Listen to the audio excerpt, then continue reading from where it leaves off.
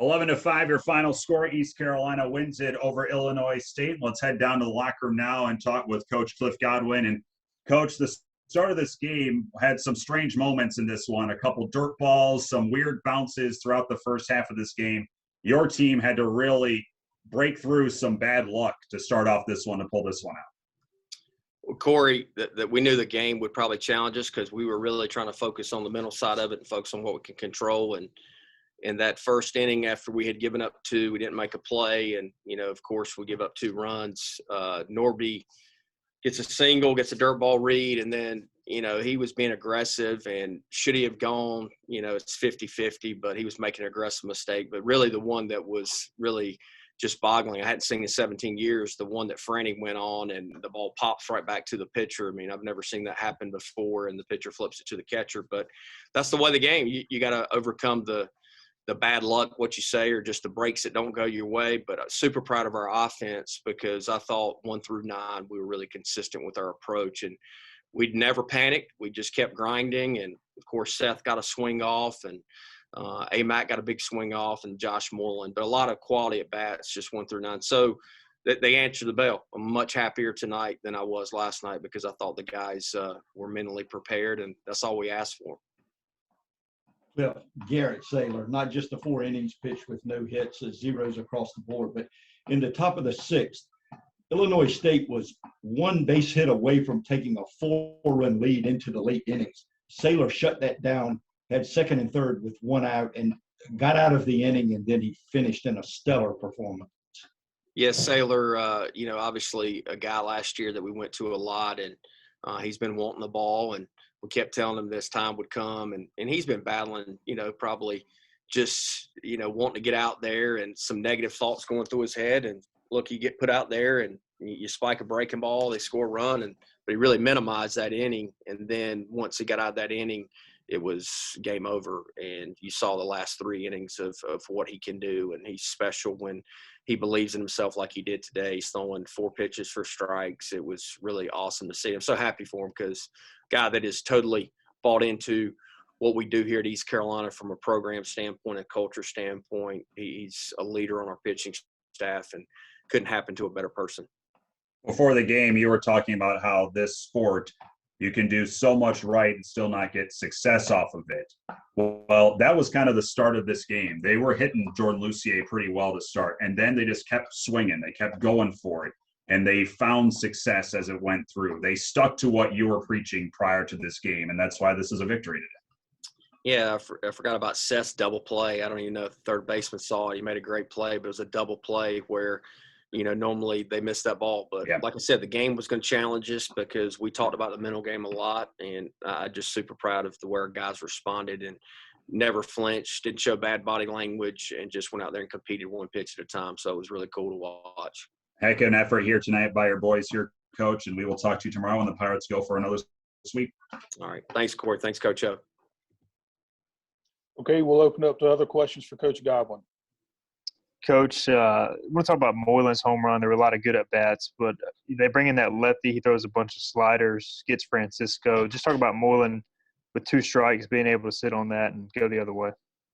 Yeah, it was a big at-bat. I told Franny after the inning was over, I was like, golly, man, you maybe really, think about pinch hitting for Moreland. I said, I don't know if I've ever seen you look that bad on 3 sliders in my life. And he started laughing, but I knew Josh, if he stuck to his approach and, really let the ball get deep, and the guy made a mistake and he put a good swing off on it. And it's a big blow. And Josh, as you guys know, can be really special at times as a freshman. So we're glad that he got a swing off. Coach, you get 11 runs, 11 hits, could have even been more. You got to feel a lot better about the way things went today and how this team's progressing as the weekend progresses. Yeah, I don't worry about the hits. We hit a lot of balls hard. I think we had 23, 24 quality at bats. But the runs we walked a lot. We got hit by a pitch. Franny got hit by a pitch with an RBI. I thought we had really tough at bats, and that's much different than what we had last night. So when we're relentless with sticking to our approach 1 through 9, we can be really special. And when we're not, we're below average. Cliff, you didn't seem too happy after the 15 strikeouts last night. Just 8 today. I don't think Roger Clemens was out there, or Cy Young. Was it better at bats tonight?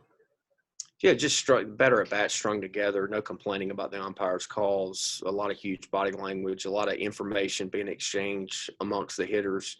And that's the thing. That's the thing hard about our sport is, yeah, there's a human aspect with umpires, and sometimes they give off, sometimes they don't. But, I showed them the pitch that Ryder Giles threw to the left-handed batter to punch out the guy last night with the bases loaded. And I said, hey, do you guys think that's a strike today in the meeting? And they said, absolutely not. I said, but are you glad the umpire called it a strike?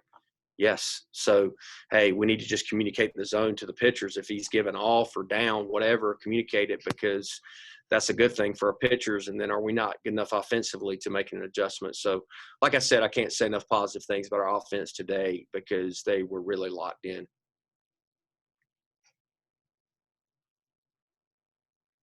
Is there anything else for Coach Godwin? Tyler, you'd really get within the group you and I go if you guys would get a mustache. So everybody else has got stashes, but you guys are, I guess, too cool. So, hey, maybe one day you guys will get mustaches. So everybody else, thank you, and I'll let you guys talk to Saylor. Mine's stashed away, Cliff.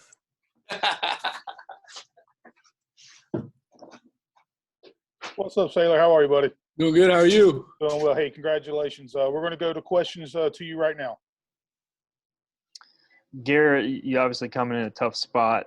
The first batter didn't go your way there in that sixth inning, but talk about the ability to kind of refocus, get your command back, and obviously roll from there. Yeah, first batter kind of had some jitters, but once I got that first batter out of the way, I said, so what, and get to the next pitch. We always talk about just attacking the zone and get to the next pitch, so that was my mindset throughout the whole outing. Garrett, coming into today, you had only thrown 3 1/3 innings on the year, and then you go 4 today. So how did your arm feel throwing that much for the first time this year? I felt fine. I keep my arm in shape every day. Like I always wait on my name to be called, so I'm always ready. Garrett, you go 4 innings, scoreless baseball today. What's it do for your confidence moving forward a little bit? Yeah, it's definitely a confidence booster. Knowing that I have the offense behind me and the defense behind me is always great. You were able to still stay pretty locked in when the offense was rolling. I mean, is it tough at all when they're putting together long innings and scoring a bunch of runs? I know you like to see that. Yeah, I love to see it. It's tough, but like every time a long inning comes, I'll go down to the bullpen and keep my arm loose or do bands in the dugout, stretch my arm. So I don't mind it. It's all right. With your stuff today, I mean, it looked like the slider was working good. Is the key for you just always getting ahead? If you're able to do that, is that a big factor for you on the mound? Yeah, big factor is getting ahead and then having the put away slider at the end. So establish the slider for a strike and then put away stuff. Anything else for Garrett? Okay, Garrett, again, congratulations. Thank you. All right. Thank you, buddy.